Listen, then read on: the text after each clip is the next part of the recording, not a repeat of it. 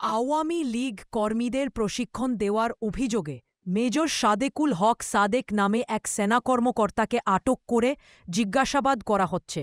বিকেলে Dhaka সেনানিবাসের officers mess তে আয়োজিত এক প্রেস ব্রিফিংয়ে এসব তথ্য জানান সেনা সদর মিলিটারি অপারেশনস পরিদপ্তরের পরিচালক ব্রিগেডিয়ার জেনারেল মোহাম্মদ নাজিমুদ্দৌলা। তিনি বলেন, মেজর সাদেকের বিষয়টি আমাদের নজরে এসেছে। যদিও বিষয়টি তদন্তাধীন আছে, তারপরও আমি বলবো যে এরকম একটা ঘটনার কথা জানার পরে সেনাবাহিনী হেফাজতে আছে এবং তদন্ত চলমান আছে।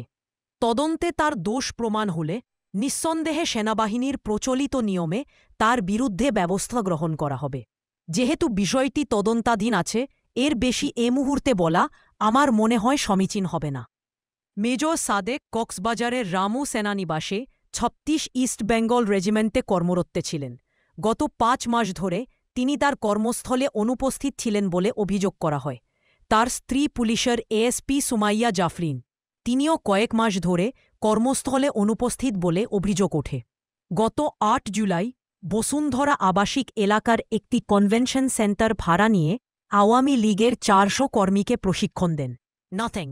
পরে উত্তরা ১১ নম্বর সেক্টরের ১৮ নম্বর রোডের একটি বাসা থেকে সস্ত্রীক মেজর সাদেককে আটক করা হয়।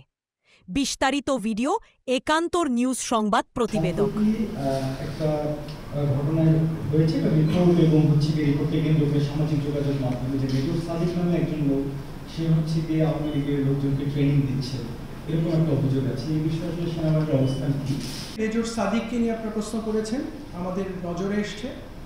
যদিও বিষয়টি তদন্তাধীন আছে, তারপরে আমি বলবো যে এরকম একটা ঘটনার কথা জানার পরে আর্মির হেফাজতেই সে আছে এবং তদন্ত চলমান আছে। তদন্তে তার দোষ প্রমাণিত হলে নিঃসন্দেহে সেনাবাহিনী প্রচলিত নিয়ম অনুযায়ী তার বিরুদ্ধে ব্যবস্থা গ্রহণ করবে।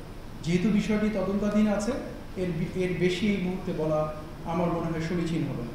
পার্বত্য চট্টগ্রামে রিজিওনাল পলিটিক্যাল পার্টি যাদেরকে আমরা বলি, ইউপিডিএফ, জেএসএস, এ ধরনের যেই দলগুলো আছে, সবসময় আমরা দেখেছি আধিপত্য বিস্তারকে কেন্দ্র করে, চাঁদাবাজি ঘটনাকে কেন্দ্র করে, অপহরণকে কেন্দ্র করে তারা সবসময় তাদের আধিপত্যটাকে বজায় রাখতে চায়, তাদের আধিপত্যের জায়গাটা বিস্তার করতে চায় এবং সেটা করতে গিয়েই বিভিন্ন সময় মারামারি, হানাহানি হয়, গোলাগুলি হয়। আমরা যেটা দেখছি সেটি তারই একটি অংশ, নতুন কিছু নয়। বাট অবশ্যই সেনাবাহিনী এ ব্যাপারে কাজ করছে এবং সর্বোচ্চটা দিয়ে চেষ্টা করছে যাতে করে এটা নিয়ন্ত্রণের মধ্যে থাকে। একটা জিনিস জানার বিষয় যে সেনাবাহিনী একাই কিন্তু পার্বত্য চট্টগ্রামের স্টেক হোল্ডার নয়। বেসামরিক প্রশাসন, পুলিশ প্রশাসন সবাই এটার অংশ। সবাই যদি সমন্বিতভাবে কাজ করে, আমি নিশ্চিত যে এটাকে আরও কমফোর্টেবল জায়গায় নিয়ে যাওয়া সম্ভব এবং সেটা অবশ্যই প্রয়োজন।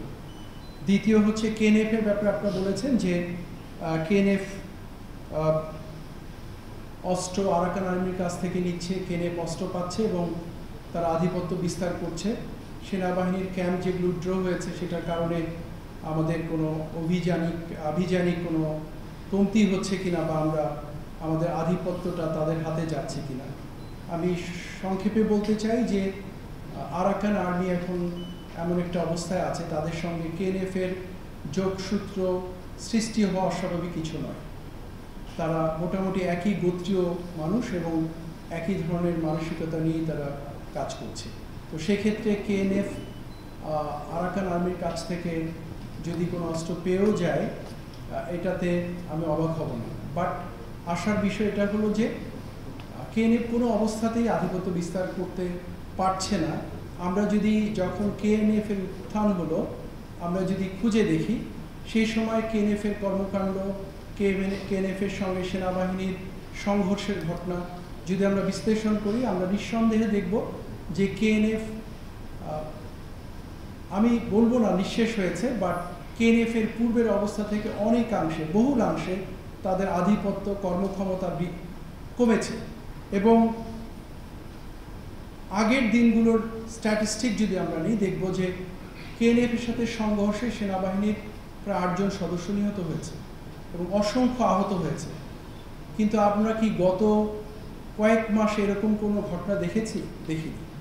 বরং আমরা নিজেদের অভিযান পরিচালনা করার কারণে কেএনএফ এরই অনেক সদস্য হতাহত হয়েছে, তাদের অনেকগুলো অস্ত্র উদ্ধার করতে পেরেছি আমরা, এবং তাদের যে বিভিন্ন বেস বা ট্রেনিং ক্যাম্প সেগুলো আমরা খুঁজে পেতে সক্ষম হয়েছি এবং সেগুলো ধ্বংস করা হয়েছে। বিভিন্ন সময় পেপার পত্রিকায় ছবি এসছে। তো সংক্ষেপে যদি বলি, কোনো অবস্থাতেই কেএনএফ আধিপত্য বিস্তার করছে না, বরং কেএনএফ এখন অত্যন্ত নাজুক অবস্থায় আছে। আমাদের অভিযান চলমান আছে। আমি দৃঢ়ভাবে বিশ্বাস করতে চাই, সবাই সম্মিলিতভাবে কাজ করলে অবশ্যই কেএনএফকে সমূলে উৎপাদন করা সম্ভব, এবং সেটা অবশ্যই প্রয়োজন। একটা স্বাধীন সার্বভৌম দেশে এরকম একটা কোনো গোত্রের আধিপত্য, কোনো